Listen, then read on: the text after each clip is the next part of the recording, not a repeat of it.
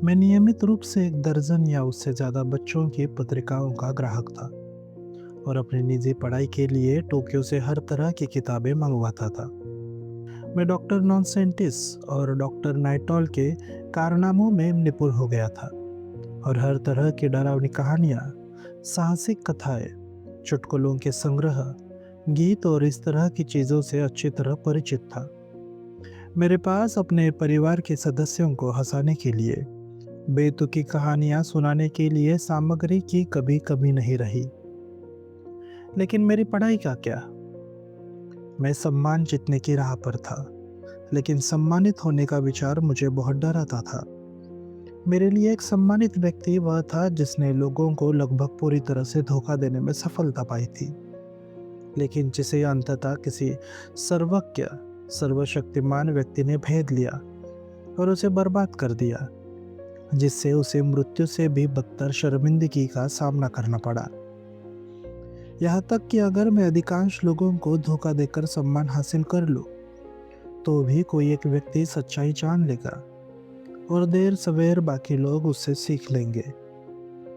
जिन लोगों को पता चलेगा कि उन्हें कैसे ठगा गया, उनका गुस्सा और बदला कितना भयानक होगा, यह सोच मेरे रोंगटे खड़े कर देती थी। मुझे स्कूल में प्रतिष्ठा इसलिए नहीं मिली क्योंकि मैं एक अमीर परिवार का बेटा था, बल्कि इसलिए, जैसा कि आम बोलचाल में कहते हैं, मेरे पास दिमाग था। एक बीमार बच्चा होने के नाते मैं अक्सर 1-2 महीने या पूरे स्कूल वर्ष के लिए स्कूल नहीं जा पाता था। फिर भी जब मैं ठीक होकर रिक्शा में स्कूल लौटता और साल के अंत में परीक्षाएं देता, तो अपने दिमाग की बदौलत मैं हमेशा अपनी कक्षा में प्रथम आता था। मैंने कभी पढ़ाई नहीं की, यहाँ तक कि जब मैं स्वस्थ था तब भी नहीं। स्कूल में पढ़ाई के समय में कार्टून बनाता था और अवकाश के समय में अपनी ड्राइंग की व्याख्या करने कक्षा के बाकी बच्चों को हंसाता था। रचना की कक्षा में मैं केवल मज़ेदार कहानियाँ लिखता था। मेरे शिक्षक मुझे डांटते थे, लेकिन इससे मैं रुका नहीं, क्योंकि मुझे पता था कि वे चुपके से मेरी कहानियों का आनंद लेते थे। एक दिन मैंने एक विशेष रूप से उदास शैली में कहानी लिखी, जिसमें बताया कि जब मेरी माँ मुझे ट्रेन से टोक्यो ले गई थी, तो मैंने गलियारों में थूकदान में पेशाब कर दिया था। लेकिन उस समय मुझे नहीं पता था कि यह थूकदान था। मैंने जानबूझकर यह गलती बचपन में मासूमियत के ढोंग से की थी। मुझे इतना यकीन था कि शिक्षक हंसेंगे कि मैं चुपके से उनके पीछे स्टाफ रूम तक गया। जैसे वे कक्षा से निकले, शिक्षक ने मेरे सहपाठियों की रचनाओं के ढेर से मेरी रचना निकाली। वे गलियारों में चलते हुए पढ़ने लगे और जल्द ही हंसने लगे। वे स्टाफ रूम में गए और 1 मिनट बाद, क्या यह तब था जब उन्होंने उसे पूरा पढ़ लिया, वे जोर जोर से हंसने लगे। उनका चेहरा हंसी से लाल हो गया। मैंने देखा कि वे मेरी रचना को अन्य शिक्षकों को दिखा रहे थे। मैं अपने आप से बहुत खुश था, एक शरारती छोटा सा शैतान। मैं शरारती दिखने में सफल हो गया था। मैं सम्मानित होने से बच गया था। मेरे रिपोर्ट कार्ड में सब कुछ ए था, सिवाय आचरण के, जहाँ यह कभी सी या डी से बेहतर नहीं था। यह भी मेरे परिवार के लिए बहुत मनोरंजन का सोर्स था। हालांकि मेरा असली स्वभाव एक शरारती शैतान की भूमिका के बिल्कुल विपरीत था।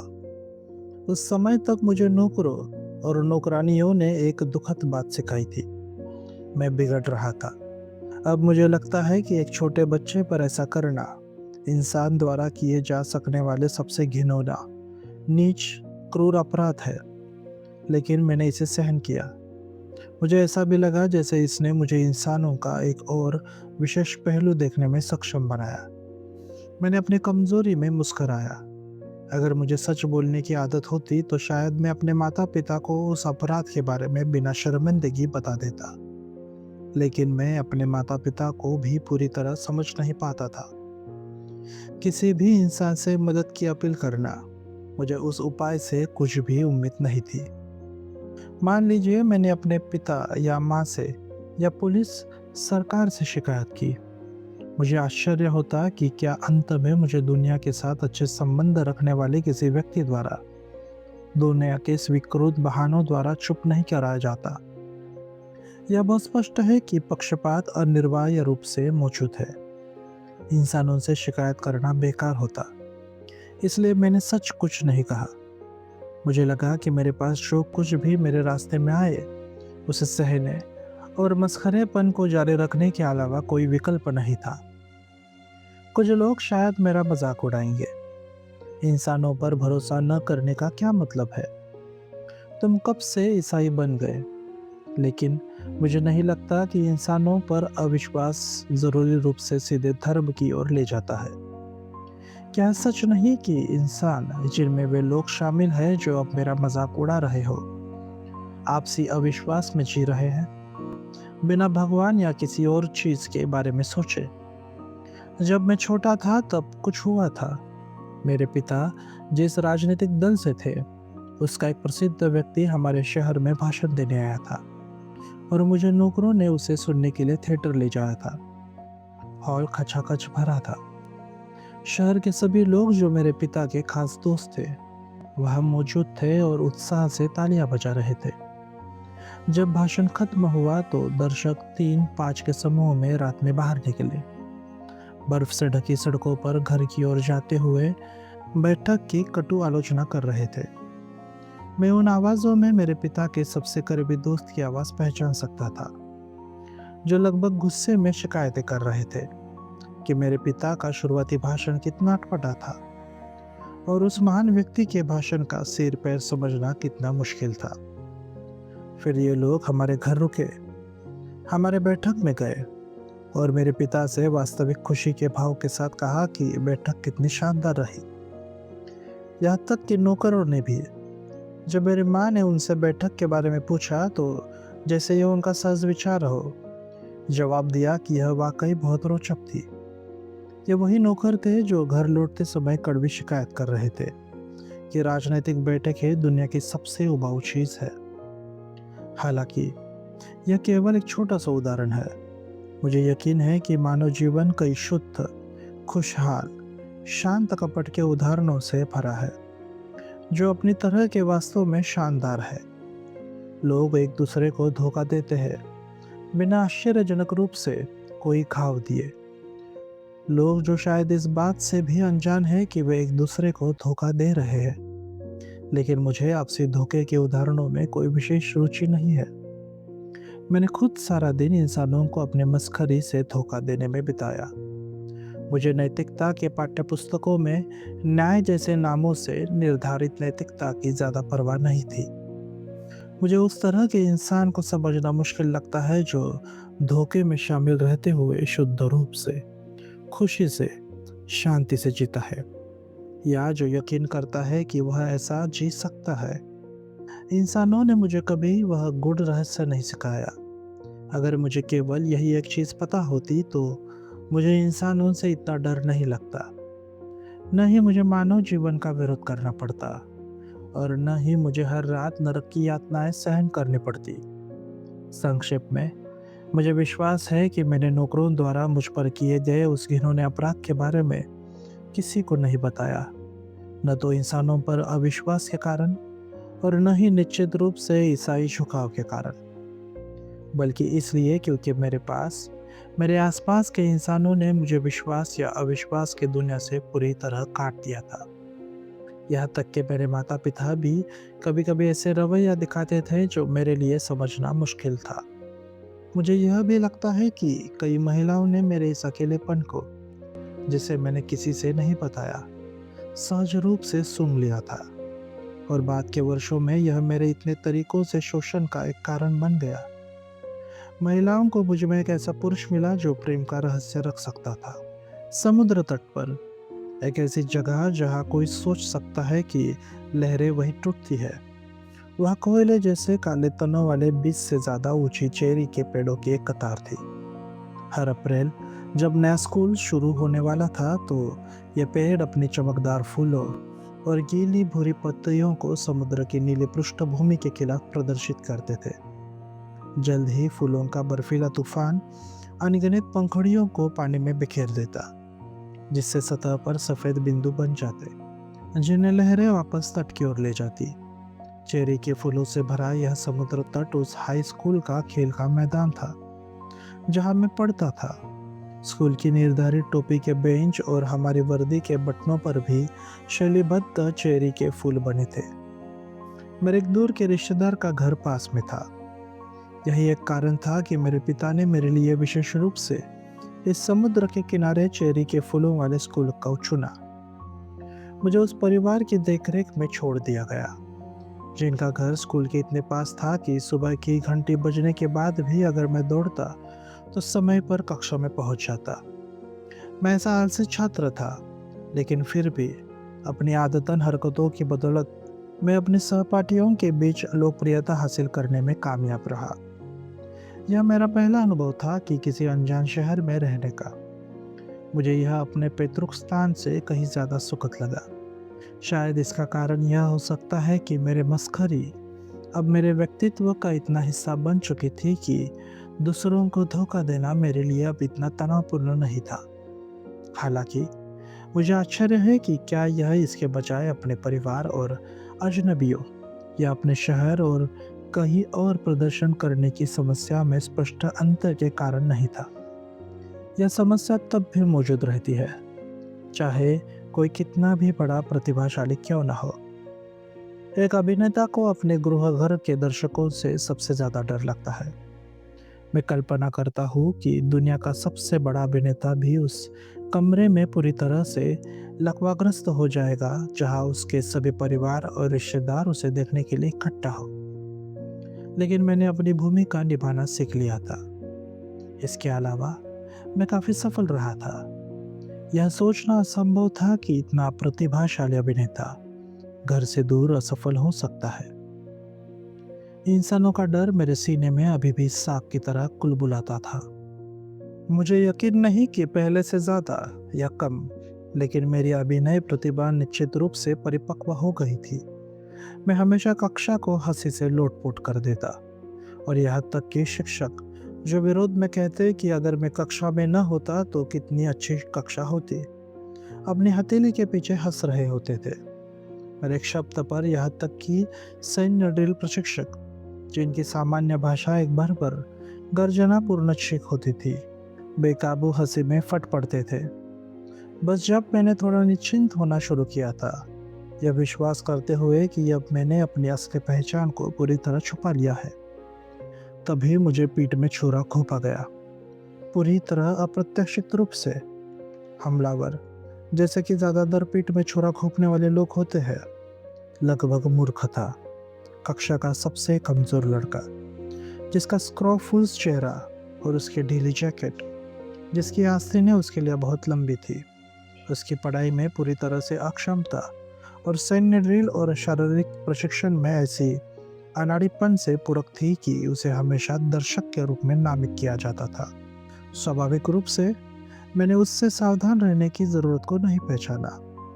उस दिन ताकेइची, मुझे याद है उस लड़के का नाम यही था, ताकेइची।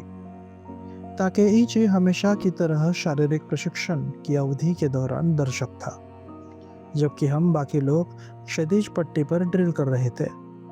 मैंने जानबूझकर गंभीर चेहरा बनाया और पूरी ताकत से चीखते हुए पट्टी की ओर झपटा। मैं पट्टी से चूक गया और ऐसा लगता था जैसे मैं लंबी छलांग लगा रहा हूँ और रेत में अपनी पैंट की सीट पर धड़ाम से गिरा। यह असफलता पूरी तरह से पहले से सोची समझी थी, लेकिन जैसा मैंने योजना बनाई थी, हर कोई हंसने लगा। मैं दुखी मुस्कान के साथ खड़ा हुआ और अपने पैंट से रेत छाड़ रहा था। तभी ताकेइची, जो कहीं से पीछे से चुपके से आया था, उसने मेरे पीठ में धक्का दिया। उसने धीरे से कहा, तुमने जानबूझकर किया ना? मैं पूरे शरीर से कांप गया। मैंने अनुमान लगाया होगा कि कोई यह भाप लेगा कि मैंने जानबूझकर पट्टी नहीं पकड़ी, लेकिन यह ताकेइची ही होगा। यह मेरे लिए आकाश से बिजली गिरने जैसा था। मुझे ऐसा लगा जैसे मैंने अपने सामने की दुनिया को एक पल में नरक के प्रचंड लपटों में फटते देख लिया। मैं मुश्किल से अपनी आतंक की चंगली चीख को दबा पाया। आने वाले दिन मेरी चिंता और डर से भरे थे। मैं सतह पर अपनी दयनीय मस्खरी से सबको हंसाता रहा, लेकिन अब और फिर दर्द भरी आहें मेरे होठों से निकल पड़ती थी। मैं जो कुछ भी करता, ताकईची उसे भांप लेता, और मुझे यकीन था कि वह जल्द ही उस व्यक्ति को जिसे वह देखता, यह बात फैलाने लगेगा। इस विचार पर मेरा माथा पसीने से भीग गया। मैं एक पागल की जंगली आंखों के साथ खाली नजरों से चारों ओर देखता था। अगर संभव होता तो मुझे लगता था कि मैं ताकेईची पर 24 घंटे निगरानी रखना चाहता, सुबह, दोपहर या रात, कभी उससे हटे बिना, यह सुनिश्चित करने के लिए कि वह रहस्य न खोले। मैं इस बारे में सोचता रहा कि क्या मुझे करना चाहिए। मैं उसके साथ बिताए समय को इस बात पर मनाने में लगाऊंगा कि मेरी हरकतें जानबूझकर नहीं थी, बल्कि असली थी। मगर चीजें अच्छी तरह से चली तो मैं उसका अविभाज्य दोस्त बन जाता। लेकिन अगर यह पूरी तरह असंभव साबित हुआ तो मेरे पास उसकी मृत्यु की प्रार्थना करने के अलावा कोई चारा नहीं था। विशिष्ट रूप से मेरे दिमाग में कभी यह नहीं आया कि मैं उसे मार डालूं। अपने जीवन के दौरान मैंने अनगिनत बार चाहा कि मुझे हिंसक मृत्यु मिले, लेकिन मैंने कभी किसी को मारने की इच्छा नहीं की। मुझे लगा कि किसी भयानक शत्रु को मारने में वास्तव में उसे खुशी दे सकता हो। ताकेइची को अपने पक्ष में करने के लिए मैंने अपने चेहरे पर छोटे इसासी की कोमल मोहक मुस्कान चढ़ाई। मैं उसके कंधों पर हल्के से हाथ रखकर, स्नेह से उसकी ओर सिर झुकाकर उसके साथ हर जगह टहलता था। मैं अक्सर उसे मधुर चापलूसी भरे लहजे में अपने रहने की जगह पर खेलने के लिए आमंत्रित करता, लेकिन जवाब के बजाय वह हमेशा मुझे खाली नजरों से घूरता रहता। एक दिन स्कूल छूटने के बाद, यह शुरुआती गर्मियों का समय रहा होगा, अचानक तेज बारिश शुरू हो गई। बाकी छात्र अपने रहने की जगह पर वापस जाने के लिए बहुत हंगामा कर रहे थे, लेकिन चूंकि मैं पास ही रहता था, मैंने वहां तक दौड़ने का फैसला किया। जैसे ही मैं बाहर दौड़ने वाला था, मैंने देखा कि ताकेइची प्रवेश द्वार पर उदास खड़ा है। मैंने कहा, चलो, मैं तुम्हें अपनी छतरी दूंगा। मैंने ताकेइची का हाथ पकड़ा जो हिचकिचा रहा था, और उसके साथ बारिश में बाहर दौड़ पड़ा। जब हम घर पहुंचे, मैंने अपनी चाची से हमारी जैकेट सुखाने को कहा। मैं ताकेइची को अपने कमरे में ले जाने में कामयाब रहा। घर में मेरे चाची, जो 50 के दशक में थी, और मेरी 2 चचेरी बहनें थी, जिनमें बड़ी करीब 30 साल की थी, लंबी, कमजोर, चश्मा पहनने वाली। उसकी एक बार शादी हो चुकी थी, लेकिन बाद में अलग हो गई थी। और एक छोटी गोलमुखी लड़की थी, जो हाई स्कूल से अभी अभी निकली लगती थी। घर का निचला हिस्सा एक दुकान के लिए था, जहाँ स्टेशनरी और खेल का सामान छोटी मात्रा में बिकता था, लेकिन आय का मुख्य सोर्स मैंने दिवंगत चाचा द्वारा बनाए गए 5 या 6 किराए के मकानों का किराया था। ताकेइची मेरे कमरे में बेचारगी से खड़ा बोला, मेरे कान दुख रहे हैं। वे बारिश में भीग गए होंगे। मैंने उसके कानों की जांच की और पाया कि दोनों से बहुत ही ज्यादा स्राव हो रहा था। कानों की लूम्बें फटने को तैयार मवाद से भरी थी। मैंने अतिशयोक्तिपूर्ण चिंता दिखाई। यह बहुत खराब लग रहा है, यह दुखता होगा। फिर एक औरत की तरह कोमल स्वर में मैंने माफी मांगी। मुझे बेहद खेद है कि मैं तुम्हें इस बारिश में खींच लाया। मैं नीचे से रुई और अल्कोहल लेने गया। ताकेइची मेरे गोद में सिर रखकर फर्श पर लेट गया, और मैंने उसके कानों को सावधानी से साफ किया। यहाँ तक कि ताकेइची को भी मेरे कार्यों के पीछे का पाखंड और षड्यंत्र नहीं पता था। इससे दूर उसकी टिप्पणी, जब वह मेरी गोद में सिर रखकर लेट गया था, यह थी, मुझे यकीन है कि बहुत सारी औरतें तुम पर फिदा होंगी। यह उसका अशिक्षित तारीफ का तरीका था। मैंने बाद के वर्षों में सीखा कि यह एक तरह की राक्षसी भविष्यवाणी थी, जो ताकेइची को जितना भयानक लगी होगी उससे कहीं ज्यादा थी। फिदा होना, फिदा हो जाना, इन शब्दों में मुझे कुछ अकथनीय रूप से अश्लील, हास्यास्पद और साथ ही असाधारण रूप से आत्मसंतुष्ट लगता है। एक बार जब यह अभिव्यक्तियां सामने आ जाती है, चाहे जगह कितनी भी गंभीर क्यों न हो, उदासी के शांत गिरजाघर ढह जाते हैं और केवल मूर्खता का प्रभाव छोड़ जाते हैं। यह अजीब है, लेकिन उदासी के गिरजाघर जरूरी नहीं कि तबाह हो जाए। अगर कोई अश्लील फिदा हो जाना कितना गंदा काम है, को अधिक साहित्यिक प्यार किए जाने में कितने बेचैनी है से बदल दे। ताकेईची ने वह मूर्खतापूर्ण तारीफ की कि औरतें मुझ पर फिदा होंगी क्योंकि मैंने उसके कानों के स्राव साफ करने की दया दिखाई थी। उस समय मेरी प्रतिक्रिया केवल शर्माना और बिना जवाब दिए मुस्कुराना थी। लेकिन सच कहूँ तो मुझे उसकी भविष्यवाणी का हल्का सा अंदाजा पहले से ही था। नहीं, फिदा होने जैसा अश्लील अभिव्यक्ति से उत्पन्न माहौल के संदर्भ में बोलना एक ऐसी भावुकता का धोखा देता है जो म्यूजिकल कॉमेडी रोमांटिक नायक के संवाद के भी लायक नहीं है। मैं निश्चित रूप से हल्का सा अंदाजा, जैसे वाक्यांश से सुझाए गए हास्यास्पद आत्मसंतुष्ट भावनाओं से प्रभावित नहीं था। मुझे हमेशा मानव प्रजाति की मादा को नर की तुलना में कई गुना ज्यादा समझना मुश्किल लगा है। मेरे तत्काल परिवार में औरतें पुरुषों से ज्यादा थी और मेरे कई चचेरे भाई बहन लड़कियां थी। उस अपराध की नौकरानी भी थी। मुझे लगता है कि यह अतिशयोक्ति नहीं होगी कि मैंने बड़े होने के दौरान केवल लड़कियों के साथ ही खेला। फिर भी इन लड़कियों के साथ मेलजोल करने का मुझे ऐसा एहसास था जैसे मैं पतली बर्फ पर चल रहा हूँ। मैं इनके इरादों को लगभग कभी अनुमान नहीं लगा पाता। मैं अंधेरे में था। कभी कभी मैंने अनुचित गलतियां की जिनसे मुझे दर्दनाक घाव मिले। ये घाव पुरुष द्वारा दी गई चोटों के निशानों के विपरीत बहुत गहरे, अंदर तक काटते थे, जैसे आंतरिक रक्तस्राव जो गहन असहजता लाता था। एक बार लगने के बाद ऐसे घाव से उबरना बेहद मुश्किल था।